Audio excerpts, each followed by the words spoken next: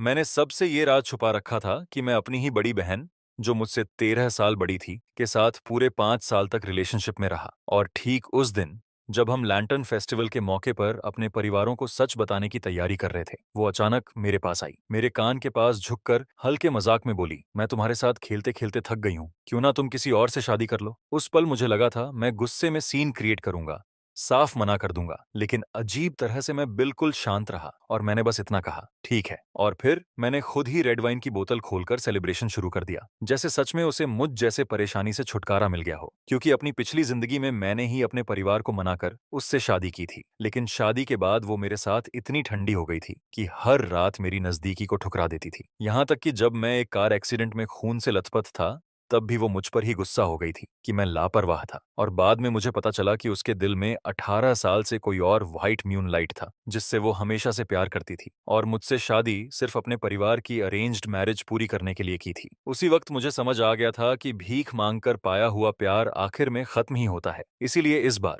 दूसरी जिंदगी में मैंने तय किया कि मैं उसकी हर इच्छा पूरी करूंगा। और उसी पल मैंने मुस्कुराकर उसे जवाब दिया, मैं भी इस खेल से थक गया हूँ, चलो खत्म करते हैं। वो एक पल के लिए सन्न रह गई, जैसे उसे लगा हो उसने गलत सुना। फिर बोली, जे तुम्हें पता है तुमने अभी क्या कहा? लेकिन मेरे चेहरे पर वही शांत और बेफिक्र मुस्कान थी। हाँ, तुमने ही तो कहा था किसी और को ढूंढने के लिए, क्योंकि अगर ये मेरी पिछली जिंदगी होती तो उसके एक छोटे से शब्द पर भी मैं एक चिपकू पिल्ले की तरह उसका हाथ पकड़कर उसे मनाने लगता, जब तक वो मान न जाए कि वो गलत है। लेकिन इस बार मैंने खुद को आजाद करने का फैसला किया। वो कुछ कह पाती उससे पहले ही पास की मेज से ग्लास टूटने की आवाज आई और एक शख्स रोते हुए बाहर भाग गया। आसपास के लोग मुड़कर देखने लगे। मेरी बड़ी बहन यूएन ने उसकी कोहनी मारते हुए कहा, अरे वो जो अभी ग्लास तोड़कर गया, वो तुम्हारा एक्स नहीं था? आज उसे यहाँ क्यों बुलाया? नए साल में चीजें तोड़ना अच्छा नहीं होता। कहीं ये तुम्हारी वजह से तो नहीं? उसकी भौहें और सिकुड़ गईं और वो तुरंत उठकर बाहर चली गई। थोड़ी देर बाद बाहर की रोने की आवाज धीरे धीरे कम होकर फुसफुसाहट में बदल गई,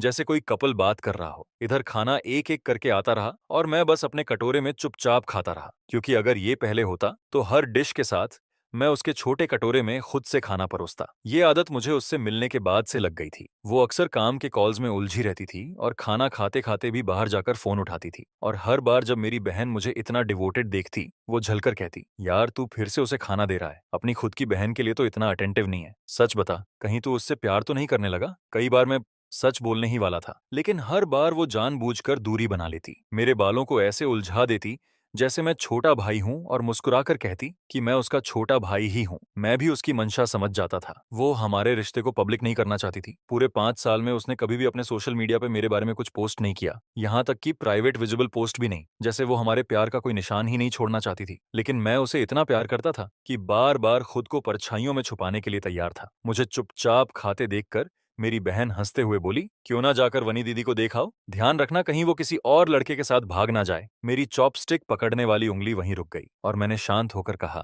अगर वो किसी के साथ चली भी जाए तो मेरा क्या? मैं तो उसका भाई हूँ, मुझे बीच में पड़ने की क्या जरूरत है? ये सुनकर मेरी बहन ने मुझे गौर से देखा, जैसे मेरे चेहरे से कुछ पढ़ना चाहती हो। तभी सुआनीन और सनचेन वापस आ गए। सनचेन की आंखें लाल थीं, जैसे वो अभी अभी रोकर आया हो, और सुआनीन उसका हाथ पकड़कर उसे बार बार दिलासा दे रही थी। ये देखकर मेरी बहन ने ताली बजाते हुए कहा, अरे वाह, वैनिंग निन और सनचेन फिर से साथ आ गए। ये सुनते ही उसने अचानक मेरी तरफ देखा। उसकी आंखों में घबराहट की एक चमक आई। तुम क्या बेकार की बातें कर रही हो? वो और मैं तो बस पुराने क्लासमेट्स हैं, थोड़ा कंसर्न दिखा दिया तो क्या गलत है? मेरी बहन बिना झिझक उसके पास गई और बोली, मैं भी तो तुम्हारी पुरानी बेंचमेट हूँ, मेरे लिए थोड़ा कंसर्न नहीं दिखा सकती? सु वैन निंग हल्के से मुस्कुराई और उसे धक्का देते हुए हट गई। और सन चेन के उस नाजुक और उस पर निर्भर दिखने वाले रूप को देखते हुए मैंने अपनी बहन को पीछे खींच लिया और कहा, सिस, दूसरी बहन और भाई सनचेन की दुनिया डिस्टर्ब मत करो, जल्दी वापस आकर खाना खाओ। इतना कहते हुए मैंने सू वार्निंग की तरफ एक चमकती हुई मुस्कान के साथ देखा और बोला,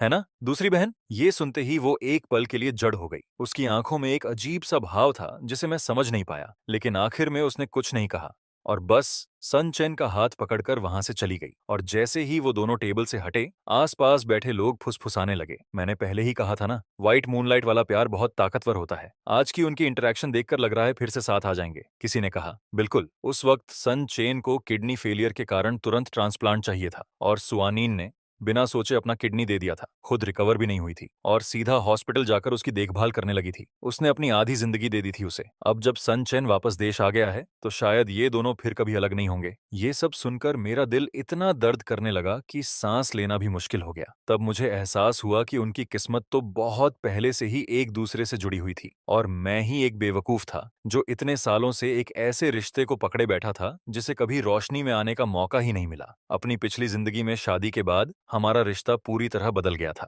हम अलग अलग कमरों में सोते थे, यहाँ तक कि खाने के बर्तन भी अलग रखे जाते थे। और जब उसके माता पिता ने हमें बच्चा करने के लिए दबाव डाला, तभी उसने मजबूरी में मुझे गले लगाया, जैसे कोई काम पूरा कर रही हो। उस रात उसने लाइट बंद करवा दी और पूरे समय अपनी आंखें बंद रखीं, जैसे वो कोई अपमान सह रही हो। और अगले ही दिन वो सन चेन के घर चली गई और पूरी रात वापस नहीं आई। एक सर्दी में जब मुझे इन्फ्लुएंजा हो गया था और मैं बिस्तर से उठ भी नहीं पा रहा था, मैंने उससे मुझे हॉस्पिटल ले जाने को कहा, लेकिन उसने चिड़चिड़े अंदाज में मना कर दिया, ये कहकर कि उसे ओवर टाइम करना है। और फिर मुड़कर सन चेन के साथ एक वॉच शॉप में घड़ी खरीदने चली गई। वहां की सेल्स गर्ल ने उन्हें एक प्यार करने वाले कपल की तरह बधाई भी दी। और जब मेरा कार एक्सीडेंट हुआ और मैं सड़क पर खून से लथपथ पड़ा था, मैंने दर्द में उसे कॉल किया तो उसने झुंझलाकर कहा, सिर्फ एक एक्सीडेंट ही तो है, मर थोड़ी जाओगे, इतना क्यों चिल्ला रहे हो? खुद ही 120 पर कॉल कर लो, हॉस्पिटल बहुत बिजी है, अगर और कुछ नहीं है तो मैं कॉल काट रही हूँ। और जब मैंने दोबारा कॉल किया तो उसका फोन बंद था। उसी रात हॉस्पिटल के बिस्तर पर पड़े पड़े मैंने देखा कि सन चेन ने लगातार 8 पोस्ट्स डाली थीं। हर एक में सू वन उसके साथ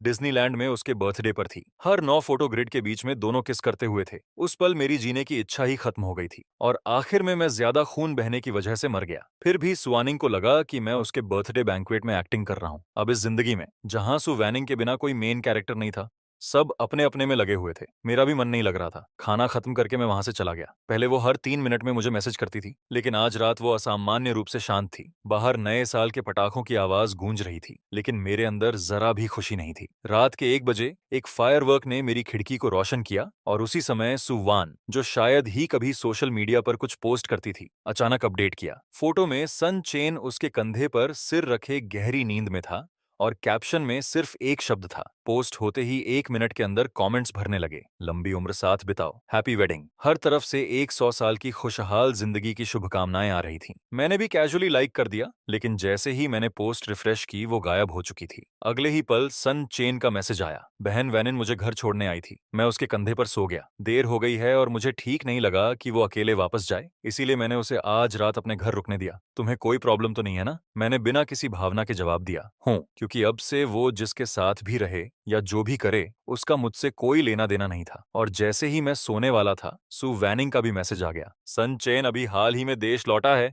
उसने नए साल के लिए ज्यादा कपड़े नहीं खरीदे, तुम्हारे पास कुछ नए हैं ना, उसे दे दो, वो कल पहन लेगा, मॉल बंद है और उसके पास खरीदने का समय नहीं है। ये मैसेज देखते ही मेरा पहले से ही टूटा हुआ मन पूरी तरह से नीचे गिर गया। मुझे बस यही लगा कि पिछली जिंदगी में मैं सच में अंधा था जो उससे प्यार कर बैठा। जिन नए कपड़ों को मैंने खुद के लिए खरीदा था, जिन्हें मैंने अभी तक पहना भी नहीं था, वो चाहती थी कि मैं उन्हें उसके सबसे प्यारे इंसान को दे दूं। आखिर वो मुझे समझती क्या थी? मैंने जिद में कोई जवाब नहीं दिया और सीधे फोन बंद कर दिया। लेकिन अगली सुबह ही वो सन चेन को लेकर मेरे दरवाजे पर आ गई। सुबह के 10 बजे सुआनीन ने डोरबेल बजाई। मेरी बहन भागकर दरवाजा खोलने गई और जब उसने देखा कि सुआनीन और सनचेन बाहर ढेर सारे गिफ्ट्स लेकर खड़े हैं, तो मेरे अलावा पूरा परिवार उन्हें खुशी खुशी अंदर ले आया। सुआनीन बचपन में ही अपने माता पिता को खो चुकी थी और अपनी दादी के साथ पली बढ़ी थी, और क्योंकि वो हमारी पड़ोसी थी, मेरे माता पिता उसे पहले से ही अपनी बेटी मानते थे। जैसे ही वो अंदर आई, उसने मुझे गहराई से देखा। तभी मेरी माँ मुस्कुराते हुए सनचेन से बोली, ये तो इसका बॉयफ्रेंड होगा ना, कई सालों से नहीं देखा तुम्हें, अब तो और भी हैंडसम हो गए हो। सनचेन तुरंत मुस्कुराते हुए बोला, धन्यवाद आंटी, कई साल हो गए आपसे मिले हुए, आप तो अभी भी उतनी ही खूबसूरत लग रही हैं। उसकी मीठी बातों से मेरे माता पिता खुशी से खिल उठे। तभी मेरी माँ ने मुझे आवाज दी, तू अभी तक कमरे में क्या कर रहा है, जल्दी आकर चाय परोस। मैंने चुपचाप उनके लिए चाय डाली और कहा, नया साल मुबारक हो दूसरी बहन और भाई सनचेन। मेरी तरफ देखते हुए सुवैनिंग के चेहरे पर एक अजीब सा भाव था, और जब मैं बाथरूम में गया तो उसने अचानक मुझे मैसेज किया, तुम किस बात पर नाराज हो? लेकिन मैंने उसे पूरी तरह इग्नोर कर दिया। दोपहर के खाने के वक्त हमारे बीच सीट को लेकर छोटा सा मामला हुआ। मैं अपनी यूजुअल जगह पर बैठ गया और सुआनिन बिना कुछ बोले मेरे बगल में बैठ गई, जो कि मेरी बहन की सीट थी। मेरी बहन ने देखा कि उसकी जगह कोई और बैठा है और फिर सन चेन के पास खाली सीट को देखा। अरे, मेरी सीट क्यों ले रही हो? जल्दी जाकर अपने बॉयफ्रेंड के पास बैठो। ये कहकर वो सुआनीन को खींचने लगी। थोड़ी सी खींचातानी के बाद आखिरकार सु वैनिंग मेरे सामने बैठ गई और मुझे गहरी नजरों से देखने लगी, लेकिन मैंने नजरें हटा लीं और चुपचाप खाना खाने लगा। बीच में वो फोन कॉल लेने बाहर चली गई और सामने उसके खाली छोटे कटोरे को देखकर मैंने एक और निगला, लेकिन फिर भी उसे नजरअंदाज करने का फैसला किया। जब वो वापस आई तो उसने उस खाली कटोरे को देखा और फिर मुझे देखा। मेरी बहन ने तुरंत बात संभालते हुए कहा, हम सब यहाँ परिवार हैं, कोई तुम्हारा खाना नहीं छीनेगा, इसीलिए जेयूयू को परेशान मत करो। तभी मेरी माँ ने सुआनिंग को देखा और फिर मुझे एक मतलब भरी नजर से देखते हुए बोली, जेयूयू, इस साल तुम्हारी बहन वार्निंग अपना बॉयफ्रेंड घर लाई है, तुम कब अपनी गर्लफ्रेंड लेकर आओगे ताकि हम भी देख सकें। सुआनिन कुछ कहना चाहती थी, लेकिन मैंने पहले ही बोल दिया, पापा, मम्मी, अगर आपके पास कोई लड़की है तो मुझे मिलवा दीजिए। पहले मैं हमेशा ऐसे सवालों से बचता था, लेकिन इस बार मेरा जवाब सुनकर मेरी बहन की आंखों में आंसू आ गए। शाओयू, आखिरकार तुम्हें समझ आ गई, बस तुम हाँ कहो। डिनर के बाद मैं तुम्हें कुछ खूबसूरत लड़कियों से मिलवाती हूँ, मैंने हल्की मुस्कान के साथ कहा। ठीक है। सब हंसते बोलते रहे, लेकिन तभी सुआनिंग ने अचानक बीच में कहा, आंटी, मजाक मत कीजिए, सन चेन सिर्फ मेरा पुराना क्लासमेट है। मेरी माँ एक पल के लिए चौंक गई और सन चेन की मुस्कान वहीं जम गई। मेरी बहन ने माहौल और बिगाड़ते हुए कहा, तो मतलब अभी भी सिंगल हो? तो क्यों ना मैं तुम्हारी मुलाकात जोयू से करवा दूं?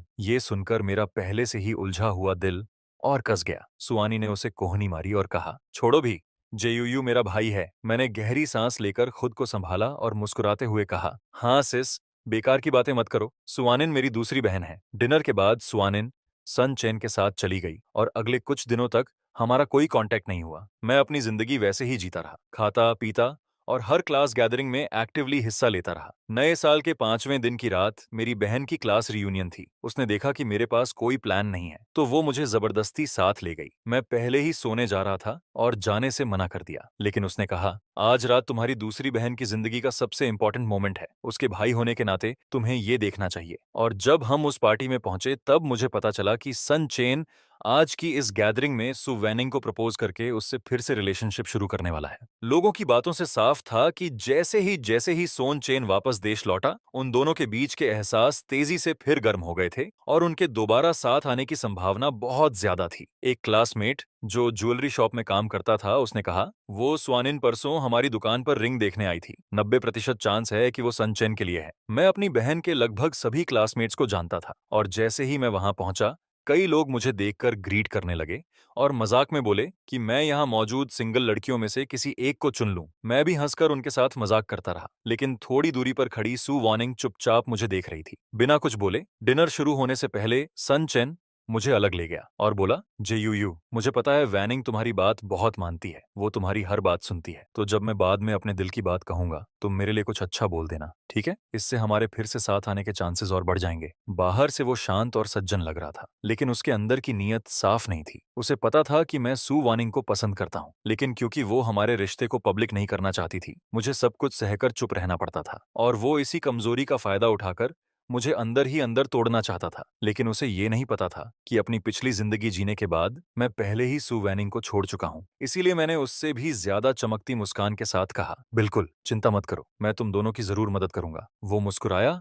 और वापस प्राइवेट रूम में चला गया। डिनर टेबल पर पता नहीं सु वानिंग को क्या हो गया था, वो बार बार मेरे कटोरे में खाना डालने लगी, बिल्कुल वैसे ही जैसे पहले मैं उसके लिए करता था। तभी वेटर एक नई गरम चिकन डिश लेकर आया और जैसे ही उसने एक टुकड़ा उठाकर मेरे कटोरे में डालना चाहा, मैंने तुरंत अपना हाथ बढ़ाकर कटोरा ढक लिया और मुस्कुराकर कहा, दूसरी बहन, मैं अब बड़ा हो गया हूँ, खुद कर सकता हूँ, ये सनचन के कटोरे में डाल दो। वो चिकन का टुकड़ा हवा में ही अटक गया। माहौल थोड़ा ऑकवर्ड हो गया। तभी सनचन ने अपना कटोरा आगे बढ़ाते हुए कहा, सिस्टर वार्निंग, कौन जानता है, शायद जोयू के दिल की लड़की यहीं मौजूद हो, उसके लिए इतना मत सोचो। उसके इतना कहते ही बाकी क्लासमेट्स एक एक करके उठने लगे और सन चेन के साथ ड्रिंक करके उसे वेलकम करने लगे। जैसे ही उसने ग्लास उठाया, सु वैनिंग ने तुरंत वो छीन लिया और बोली, सन चेन को शराब नहीं सहन होती, ये मैं उसके लिए पीती हूँ। और फिर उसने एक ही घूंट में पूरा ग्लास खत्म कर दिया। सब लोग तालियां बजाने लगे। वो एक के बाद एक ग्लास पीती गई और उसका चेहरा हल्का लाल होने लगा। तभी सन चेन ने उसका हाथ पकड़कर रोका। वार्निंग, मेरे लिए इतना मत पियो। मुझे नहीं पता वो सच में नशे में थी या नहीं, लेकिन उसने उसे एक नरम नजर से देखा और कहा, ठीक है, तुम्हें शराब नहीं सहन होती, वो लोग तुम्हें परेशान कर रहे हैं। ये सुनते ही पूरा हॉल शोर से भर गया। मुझे समझ आ गया कि उसकी जिंदगी का सबसे अहम पल अब आने वाला है। सन चेन का चेहरा लाल था और उसने कहा, वार्निंग, इतने सालों बाद भी मैं तुम्हें भूल नहीं पाया। क्या हम फिर से साथ आ सकते हैं? सब लोग चीयर करने लगे, सिवाय मेरे। माहौल बिल्कुल परफेक्ट बन चुका था। हीरो अपना प्यार कन्फेस कर रहा था और बस हीरोइन की हाँ का इंतजार था, जैसे कोई परफेक्ट लव स्टोरी बनने वाली हो। स्पॉटलाइट के नीचे खड़े उन दोनों को देखकर मैं भी ताली बजाते हुए बोला, सन चेन जैसा डिवोटेड और हैंडसम इंसान सच में रेयर होता है। दूसरी बहन, क्या तुम हाँ नहीं कहोगी? लेकिन तभी सुआनिन ने मुझे घूरते हुए तीखे अंदाज में कहा, जे यू, आज तुम्हें क्या हो गया है? दूसरों का चीयर करना अलग बात है, लेकिन तुम मेरे बॉयफ्रेंड होकर क्यों प्रेशर डाल रहे हो? उसके ये कहते ही पूरा हॉल एकदम शांत हो गया। मेरी बहन सबसे पहले रिएक्ट करते हुए हैरानी से उसे और फिर मुझे देखने लगी। जे यू, इसने तुम्हें क्या कहा? बॉयफ्रेंड, मैंने हल्की मुस्कान के साथ कहा। सिस, दिख नहीं रहा? दूसरी बहन नशे में है, बस मजाक कर रही है। लेकिन सुआनीन साफ नाराज थी। उसने सन चेन को एक तरफ किया और मेरी तरफ बढ़ी, और जैसे ही मैं एक कदम पीछे हटा, तभी उसके पीछे से ग्लास टूटने की आवाज आई। हम सबने मुड़कर देखा तो सन चेन की पिंडली कांच से कट चुकी थी। ये देखते ही सु वैनिंग ने सब कुछ छोड़ दिया और तुरंत उसे उठाने के लिए दौड़ी। उसकी चोट देखकर उसके चेहरे पर चिंता साफ दिख रही थी। सन चेन ने पहले मुझे एक साइड ग्लांस दिया और फिर सु वार्निंग से बेचारगी से कहा, वार्निंग, इतने लोग देख रहे हैं, जल्दी मुझे छोड़ दो, नहीं तो लोग हमारे रिश्ते को गलत समझेंगे। और छोटा भाई जोयू भी लगता है आज मूड में नहीं है। क्या तुम उसे देखने नहीं जाओगे? उसकी आवाज ना बहुत ऊंची थी न धीमी, बस इतनी कि मेरे कानों तक साफ पहुंच जाए। उसने जानबूझकर ये बात कही थी ताकि सुआनीन सबके सामने हमारा रिश्ता साफ करे, लेकिन उम्मीद के उलट वो गंभीर चेहरा बनाए चुप रही और कुछ नहीं बोली। सन चेन ने मुझे एक नजर देखा और फिर उससे कहा, इसे छोड़ो, पहले मुझे हॉस्पिटल ले चलो। और वो उसे सहारा देकर प्राइवेट रूम से बाहर ले गई। उनके जाते ही मेरी बहन तुरंत मेरे पास आकर बोली, वो सुआनी तो कभी नशे में नहीं होती, सच सच बता, तुम दोनों के बीच क्या चल रहा है? मैंने सिर हिलाकर कहा, कुछ नहीं। शायद सन चेन बहुत अचानक बोल गया और वो समझ नहीं पाई। वो और पूछना चाहती थी, लेकिन मैंने बात टाल दी। खाना खत्म होते ही मैं बहाना बनाकर निकल गया और पार्टी के बाद अकेला सड़क पर चलता रहा। चारों तरफ कपल्स और छोटे छोटे ग्रुप्स थे। सबके चेहरों पर मुस्कान थी। लोग पटाखे जला रहे थे, लेकिन मेरे अंदर कुछ भी महसूस नहीं हो रहा था। जब मैं अपने बिल्डिंग के नीचे पहुंचा तो वहां सु वार्निंग खड़ी थी। मैंने कदम तेज किए और गेट की तरफ बढ़ा, लेकिन वो एक कदम आगे आकर मेरे सामने खड़ी हो गई। मैंने उसे अवॉइड करना चाहा, लेकिन उसने मुझे जोर से खींचकर अपनी बाहों में भर लिया। अगर ये मेरी पिछली जिंदगी होती तो शायद मैं उस गर्माहट को महसूस करना चाहता, लेकिन अब मैंने उसे ठंडेपन से अलग कर दिया और कहा, दूसरी बहन, ये मेरे घर के नीचे है, अगर मम्मी पापा देख लेंगे तो गलत समझेंगे। वो एक पल के लिए रुक गई और उसका हाथ धीरे धीरे वापस चला गया। फिर उसने पूछा, आज तुम्हें क्या हो गया है? तुम भीड़ के साथ मिलकर क्यों चीयर कर रहे थे? मैंने कंधे उचकाकर कहा, क्या गलत था? सन चेन अभी तक तुम्हें नहीं भूल पाया और तुमने कभी उसके लिए अपनी जान तक दांव पर लगा दी थी। मुझे लगता है तुम दोनों एक अच्छी जोड़ी हो। फिर से साथ आना तो स्वाभाविक है। मैं सच बोल रहा था, लेकिन उसने इसे अलग तरह से लिया। वो जो कभी मुस्कुराती नहीं थी, उसके चेहरे पर हल्की मुस्कान आई और बोली, और तुम अपनी पहचान भूल गए हो? वो कौन था जो कहता था कि अगर मैं किसी भी आदमी के करीब गई तो? इससे पहले कि वो पूरा बोलती, मैंने हाथ उठाकर उसे रोक दिया। सुआनीन, हम पहले ही खत्म कर चुके हैं। वो फिर से जमसी गई और जब उसे यकीन हो गया कि मैं मजाक नहीं कर रहा हूं तो वो घबरा गई। किसने कहा कि हम खत्म हो गए? मैं इसकी इजाजत नहीं देती, मैंने शांत होकर कहा। तुम इजाजत नहीं देती तो क्या? तभी पीछे से मेरी बहन की आवाज आई। मैंने पलटकर मुस्कुराते हुए कहा, दूसरी बहन सन चेन को एक वॉच देना चाहती है, इसलिए मुझसे पूछने आई थी कि आपको लोग किस तरह की स्टाइल पसंद करते हैं। कह रही थी, अगर मैं ठीक से जवाब नहीं दूंगा तो मुझे घर में नहीं जाने देगी। ये सुनते ही सु वैनिंग का चेहरा बदल गया। उसने मेरा हाथ पकड़ लिया और कुछ कहने ही वाली थी कि मेरी बहन ने बीच में बोल दिया, अगर सन चेन के लिए है तो उससे खुद पूछो, मेरे भाई से क्यों पूछ रही हो? या तुम जोयू को वॉच देना चाहती हो? ये सुनकर उसके गाल हल्के लाल हो गए। मैंने उसके हाथ की उंगलियां एक एक करके हटाई और कहा, जब तुमने सन चेन के साथ फिर से शुरू करने का फैसला कर लिया है दूसरी बहन, तो अभी उसके पास क्यों नहीं जाती? उसकी टांग घायल है, उसे किसी की जरूरत है। ये सुनते ही उसने आवाज ऊंची कर दी, जोयू, तुम्हें पता है तुम क्या बोल रहे हो? किसने कहा कि मैं उसके साथ फिर से शुरू कर रही हूँ? उसे मुझ पर चिल्लाते देख मेरी बहन भी चिढ़ गई। स्वानिन, तुम्हें क्या हो गया है? तुम रेकनसाइल करो या ना करो, ये तुम्हारा और सन चेन का मामला है। गुयू पर क्यों गुस्सा निकाल रही हो? मैं देख सकता था कि स्वानिन फिर भड़कने वाली है। तभी मेरी बहन ने मुझे कोहनी मारी, चलो, बहुत ठंड है, घर चलते हैं। घर पहुंचते ही मैं जूते भी नहीं उतार पाया था कि सुहानिन का फोन आने लगा। मैंने कई बार काट दिया,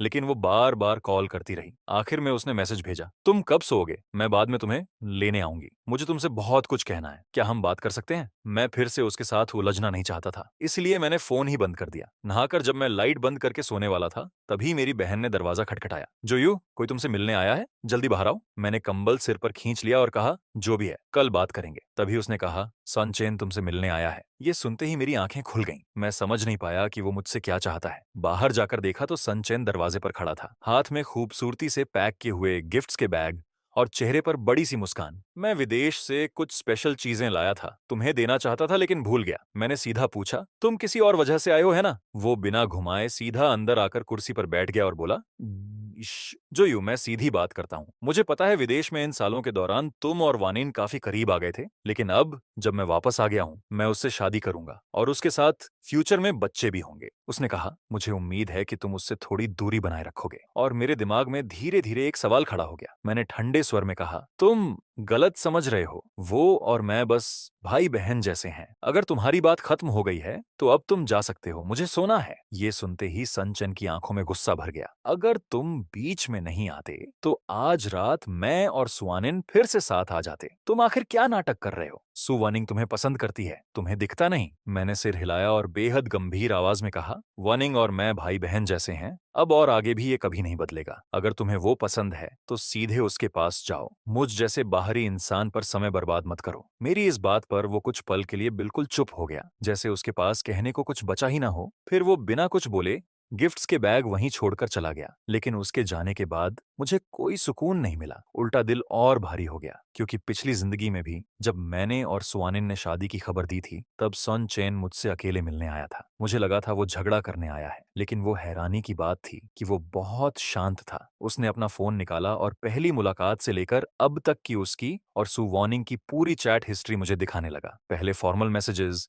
फिर धीरे धीरे नजदीकियां, पहली मुलाकात, पहली कन्फेशन, उनका रिलेशनशिप और फिर ब्रेकअप के बाद भी जब वो विदेश में था तब भी दोनों के बीच एक अजीब सा कांटेक्ट बना रहा, जो दिखने में दोस्ती था लेकिन असल में कुछ और ही था। उसने मेरी तरफ देखा और उसकी आंखों की चमक धीरे धीरे बुझती गई, लेकिन चेहरे पर एक अजीब सी संतुष्टि थी। देख रहे हो, जिसे सुवानिन सच में प्यार करती है वो मैं हूँ। शादी से क्या फर्क पड़ता है? उसका दिल कभी तुम्हारे पास नहीं होगा। उसने तुमसे प्यार में शादी नहीं की थी, बस जिम्मेदारी की वजह से। उस वक्त मैंने उसकी बात मानने से इनकार कर दिया था। मुझे लगा था कि ठंडी चैट हिस्ट्री कभी उस इंसान की जगह नहीं ले सकती जो हर दिन मेरे साथ रहता है, लेकिन मुझे क्या पता था कि उसकी हर बात सच साबित होगी। उस रात मेरी नींद बिल्कुल खराब रही। सुबह तक मैं जागता रहा, तभी बाहर से मेरी बहन ने दरवाजा खटखटाया। जोयू, तुमने उस दिन कहा था ना कि तुम किसी को ढूंढना चाहते हो। मेरी एक दोस्त आज विदेश से वापस आई है, वो भी तुम्हारी तरह मेडिकल फील्ड में है। मिलना चाहोगे? ये सुनते ही मेरे अंदर अचानक एनर्जी आ गई। हाँ, पुराना गया, नया आया। अभी मेरे लिए सबसे अच्छा तरीका है खुद को डिस्ट्रैक्ट करना। मुझे इतने उत्साह से उठकर तैयार होते देखकर मेरी माँ भी हैरान रह गई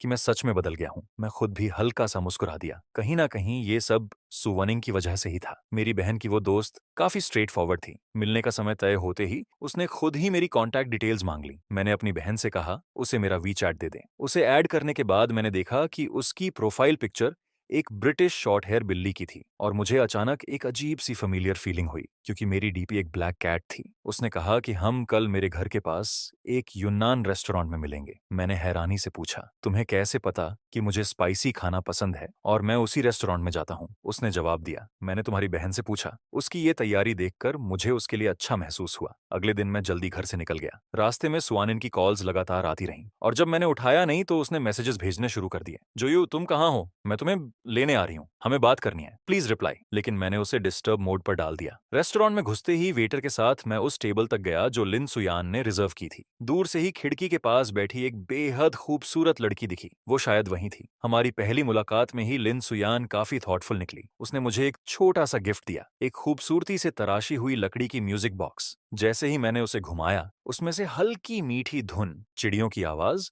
और पानी के बहने की आवाज आने लगी। वो एहसास बहुत सुकून देने वाला था। मेरी खुशी देखकर वो अचानक बोली, ये मैंने खुद बनाई है। मैं चौंक गया। तुम मेडिकल स्टूडेंट हो ना, ये सब कैसे बना लेती हो? वो हल्की सी शर्माते हुए बोली, मेरे दादा कारपेंटर थे, बचपन में उनसे सीखा। मैंने जेन्युइनली इम्प्रेस्ड होकर उसे थम्स अप दिया। हमारी बातचीत और खाना इतना स्मूथ चला कि मुझे उसके साथ बहुत कंफर्टेबल महसूस हुआ। और जब खाना लगभग खत्म हो गया तो मैं आधा मजाक करते हुए उससे हंसी मजाक करने लगा। मैं थोड़ा हंसते हुए बोला, पहली बार मिल रहे हैं और तुमने इतना कीमती गिफ्ट दे दिया। मुझे तो समझ नहीं आ रहा मैं तुम्हें बदले में क्या दूं। मुझे ना ड्राइंग आती है ना सिंगिंग। मेरी बात सुनकर लिन सुयान मुस्कुरा पड़ी और बोली, कोई बात नहीं, आगे भी मिलते रहेंगे, वही मेरे लिए रिटर्न गिफ्ट होगा। हम दोनों हंसते बात करते रहे कि तभी पीछे से एक जानी पहचानी आवाज आई और एक पल में मेरा अच्छा मूड टूट गया। मैं पलट कर देखा तो सु वैनिंग सामने खड़ी थी, थकी हुई, आंखों में बेचैनी लिए। ज्यू, तुम्हें ढूंढना कितना मुश्किल था पता है? वो तेजी से मेरे पास आई और मुझे कुर्सी से खींच लिया। कोई वजह होगी कि तुम मेरे कॉल्स और मैसेजेस इग्नोर कर रहे हो। अच्छा खेल रहे हो तुम। अभी तक हम ऑफिशियली ब्रेक भी नहीं हुए और तुम दूसरी लड़की के साथ डेट पर आ गए। उसकी आवाज बहुत तेज नहीं थी, लेकिन इतनी थी कि आसपास बैठे लोग मुड़कर देखने लगे।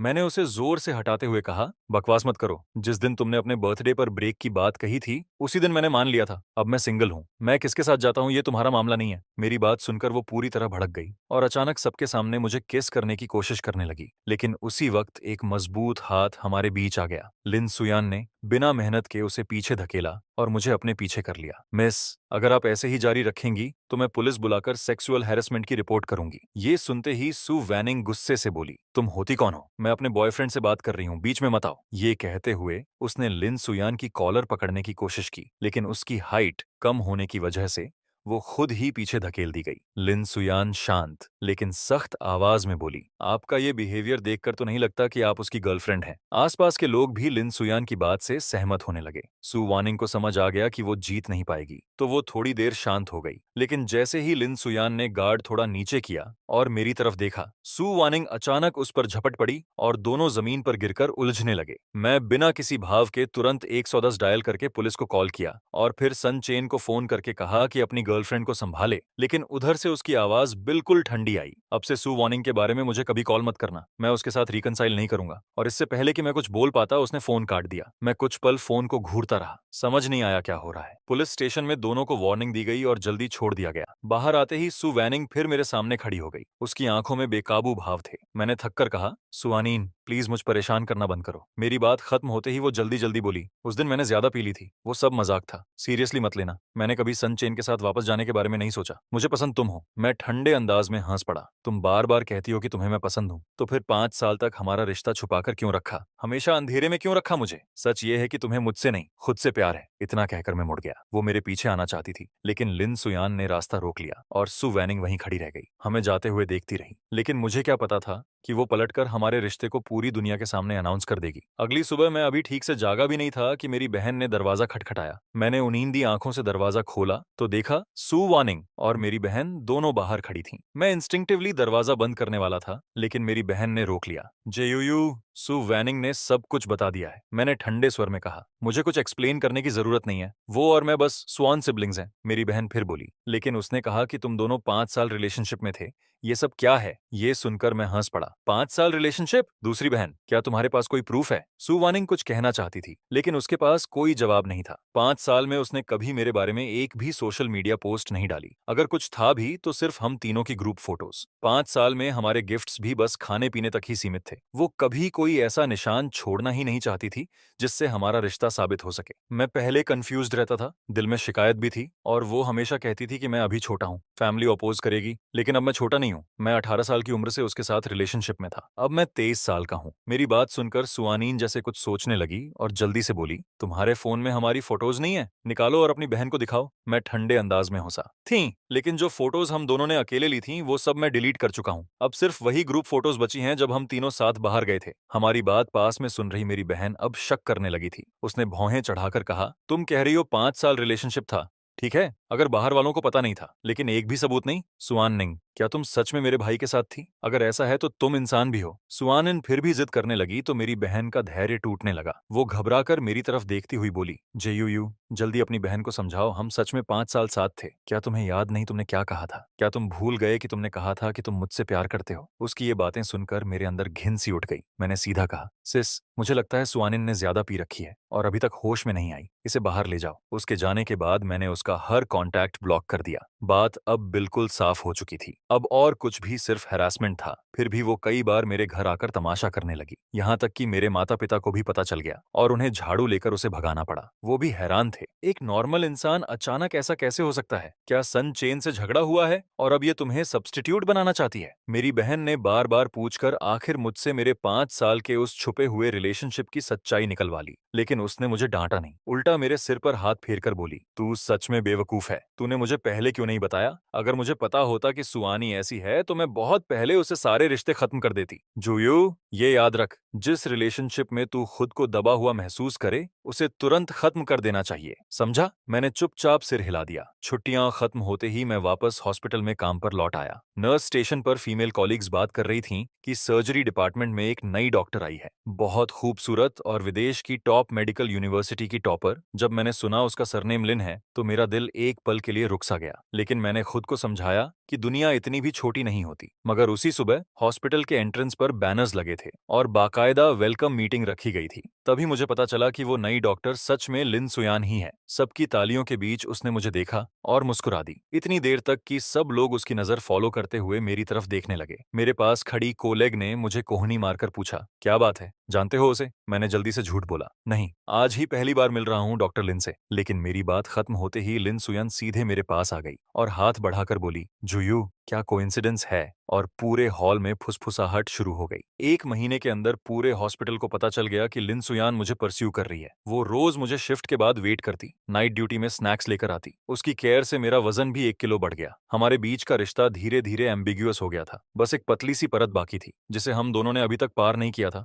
लेकिन जो मैंने कभी सोचा भी नहीं था वो हुआ। एक दिन हॉस्पिटल में मुझे फिर से सू वार्निंग दिख गई। 2 महीने से ज्यादा हो गए थे उसे देखे हुए और इस बार वो एक लड़के को डॉक्टर दिखाने लाई थी। उस लड़के का चेहरा देखकर मैं एक पल के लिए चौंक गया। वो थोड़ा बहुत मेरी तरह दिखता था। तभी सू वार्निंग ने मुझे देख लिया। वो भी रुक गई और फिर मेरी तरफ चलने लगी। मैं भीड़ के बीच से निकलकर एलिवेटर की तरफ बढ़ गया, उससे दूर जाने के लिए। लेकिन अचानक मैं किसी से टकरा गया। लिन सुयान थी। उसने मुझे हटाया नहीं बल्कि और करीब खींच लिया, जैसे जानबूझकर मुझे अपने पास रख रही हो। लोग देखने लगे। मैंने सिर घुमाकर देखा। एलिवेटर का दरवाजा बंद होने वाला था। उस सिकुड़ती हुई दरार के बीच मैंने सु वैनिंग के चेहरे पर खालीपन देखा। लेकिन इस बार मेरे दिल में कुछ भी नहीं हिला। बस एक ही ख्याल आया, अलविदा सु वैनिंग, अब मेरी बाकी जिंदगी में तुम्हारा कोई जगह नहीं है, बिल्कुल भी नहीं।